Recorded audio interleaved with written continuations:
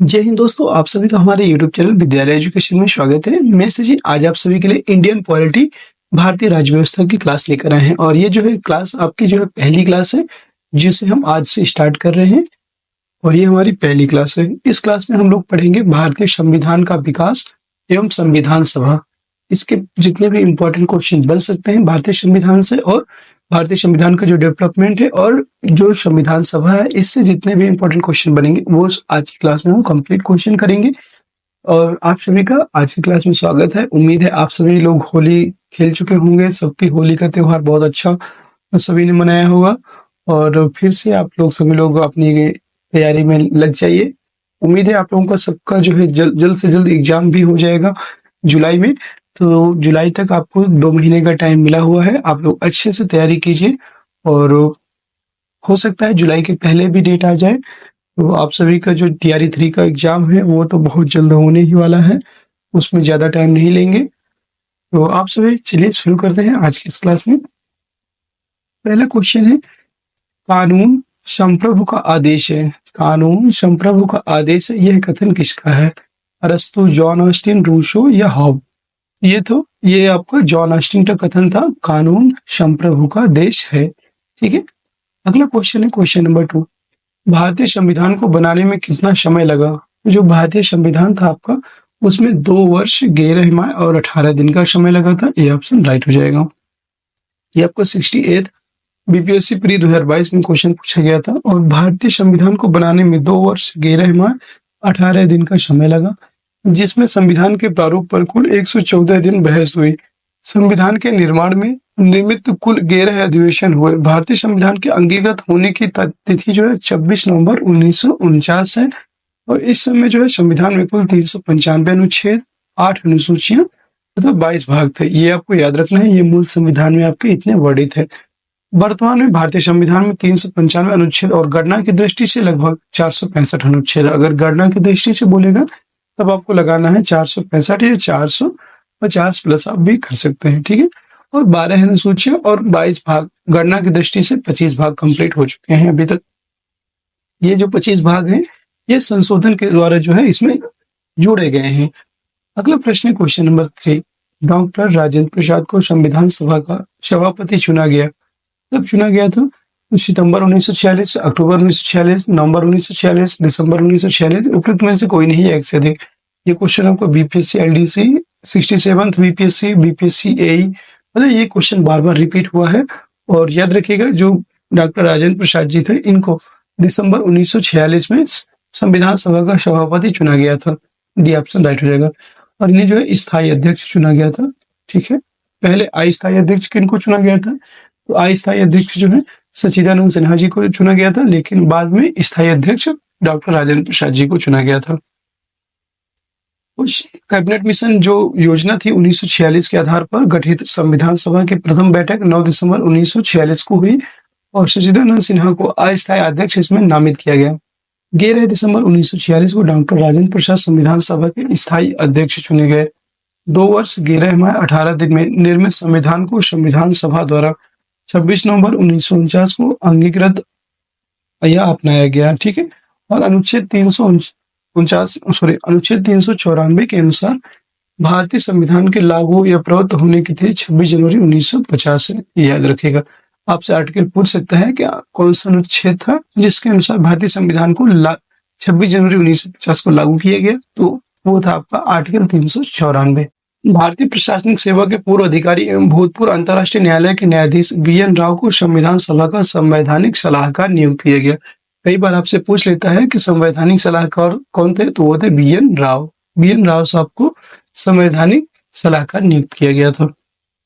अगला क्वेश्चन है question number 4, भारतीय संविधान को संविधान सभा द्वारा अंगीकृत किया गया। अभी बताया था आपको 26 नवंबर 1949 ईस्वी को। ये ऑप्शन करेक्ट हो जाएगा। ठीक है, अगला क्वेश्चन है क्वेश्चन नंबर 5, भारतीय संविधान को अपनाया गया। जो भारतीय संविधान था आपका इसको कब अपनाया गया था? ये जो है किसके द्वारा अपनाया गया था? तो संवैधानिक सभा के द्वारा अपनाया गया था 26 नवंबर 1949 ईस्वी को। ठीक है, 26 नवंबर 1949 ईस्वी को अपनाया गया। नेक्स्ट क्वेश्चन है क्वेश्चन नंबर 6, संविधान सभा के संवैधानिक सलाहकार कौन थे? सच्चिदानंद सिन्हा, के एम मुंशी, बीएन राव या टीटी कृष्णमाचारी? वो थे वी एन राय को जो है संवैधानिक सभा का सलाहकार नियुक्त किया गया था और इनका फुल फॉर्म था वेनिगल नरसिम्हा राव। वेनिगल नरसिम्हा राव।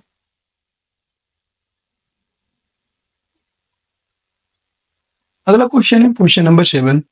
संविधान भारतीय संविधान लागू हुआ था। भारतीय संविधान जो था ये 26 जनवरी 1950 ईस्वी को लागू हुआ था। पूर्ण रूप से सी ऑप्शन करेक्ट हो जाएगा। ठीक है। अगला क्वेश्चन है क्वेश्चन नंबर 8। संविधान सभा की प्रथम बैठक कब हुई? संविधान सभा की पहली बैठक कब हुई थी?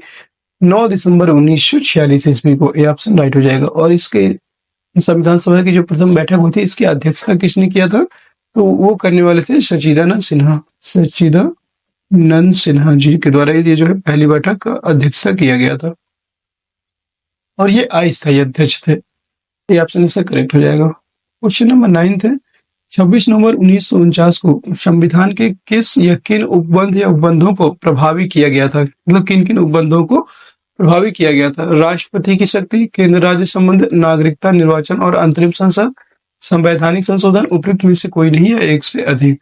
इसका जो राइट आंसर हो जाएगा वो हो जाएगा आपका नागरिकता, निर्वाचन और अंतरिम संसद। सी ऑप्शन राइट हो जाएगा। नागरिकता, निर्वाचन और अंतरिम संसद को जो 26 नवंबर 1949 को ही जो है प्रभावी कर दिया गया था।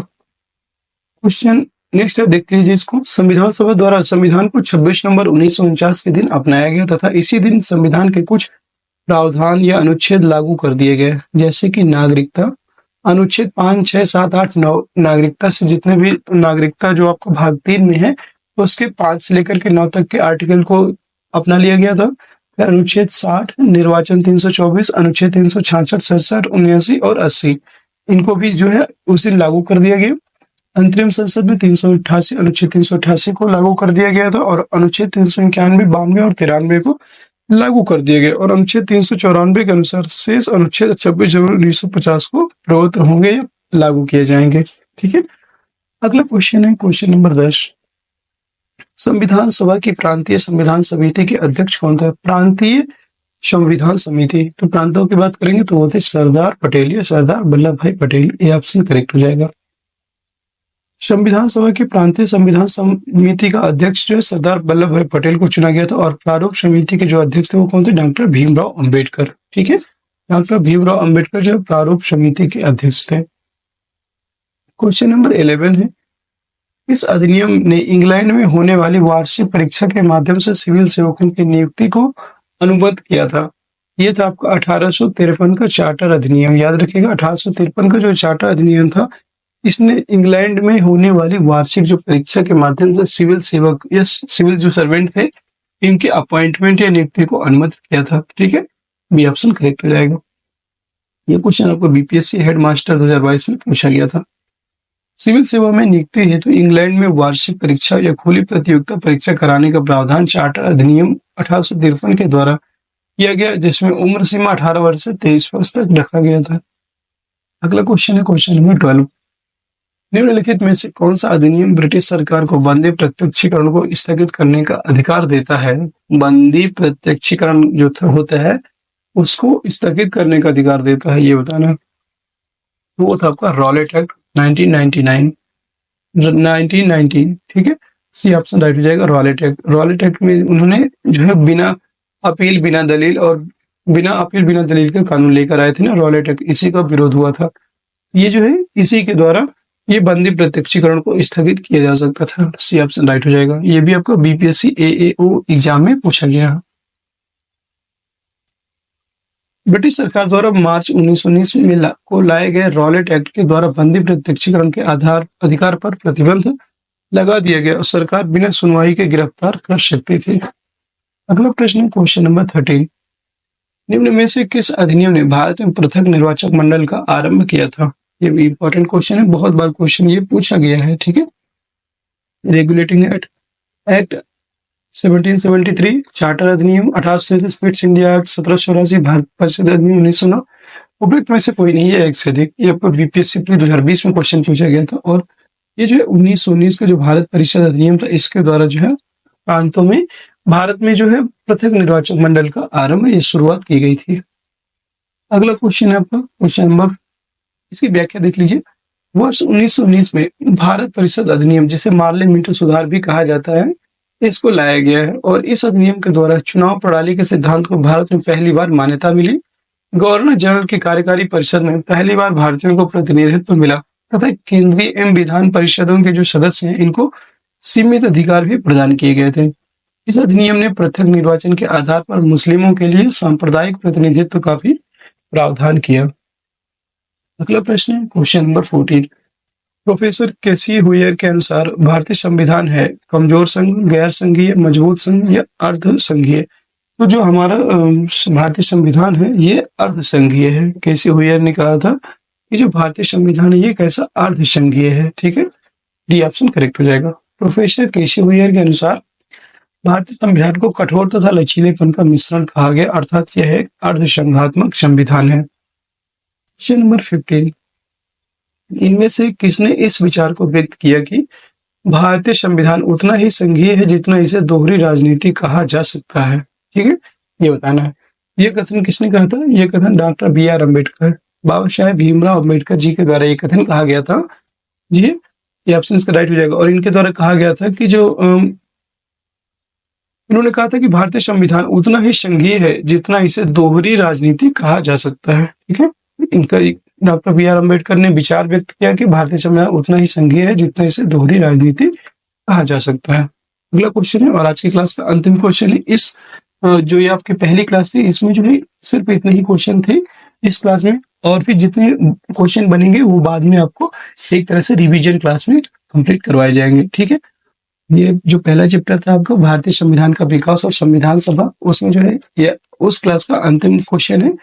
प्रांतीय सरकारों का गठन निम्नलिखित में से किस अधिनियम के तहत किया गया था?